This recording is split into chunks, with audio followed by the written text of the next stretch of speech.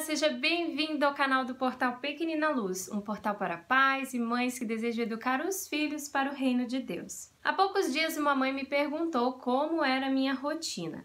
Ela havia observado que eu estava envolvida em vários projetos e não sabia como isso era possível sabendo que eu tenho um filho para cuidar. Eu sei que a corrida contra o relógio não é uma dificuldade só dessa mãe, e arrisco até dizer que é uma dificuldade de quase todas as mães.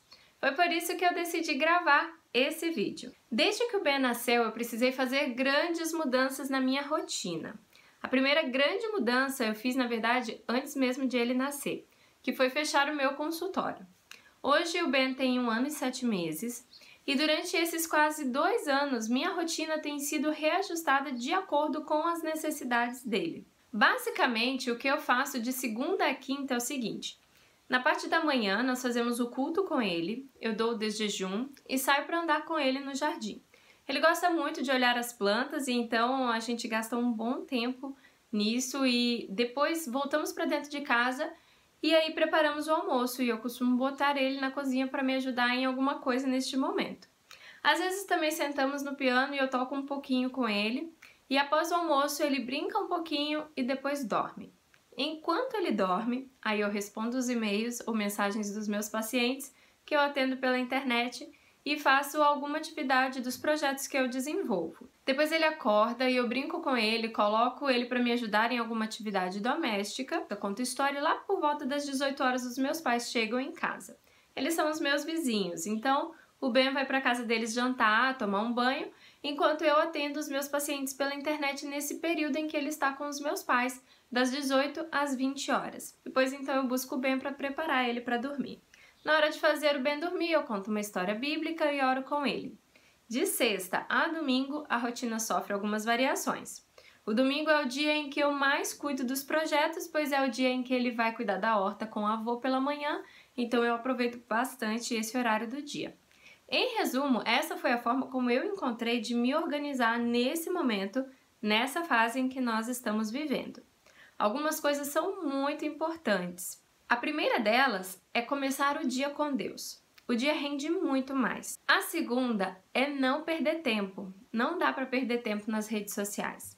Se não fizermos um uso inteligente das redes sociais, nós jogamos várias horas do dia no lixo. E eu estipulei horários específicos para mexer com as minhas redes sociais e isso faz com que o meu dia renda bastante. Faça um teste por 1 semana. Estipule horários para si mesma e depois me conte quantas horas você ganhou em sua semana. Outra coisa importante é ter prioridades. Precisamos aprender que temos limitações, que não podemos fazer tudo o que queremos, então precisamos trabalhar com prioridades. Eu incluo nisso até o tipo de roupa que eu uso. Passar roupa, por exemplo, definitivamente não é uma prioridade para mim. Então eu opto sempre que possível por usar uma roupa que não precisa ser passada ou que se precisa ser passada é fácil de passar. Assim o tempo que eu gasto passando roupa é bem curto. Ler livros para o Ben, sentar no chão com ele para brincar, levá-lo para passear, isso sim é prioridade para mim. E é nisso que eu procuro investir a maior parte do meu tempo. Além disso, precisamos aprender a delegar atividades. Se eu preciso de algo que o meu esposo pode fazer, então eu peço para ele. Se eu preciso de algo em que os meus pais possam me ajudar, então eu falo com eles. Existem coisas que somente eu posso fazer, mas existem também aquelas coisas em que outras pessoas podem me ajudar. Eu preciso então ser sábia para saber delegar aquilo que pode ser delegado. Trabalhar com organização e planejamento também é essencial.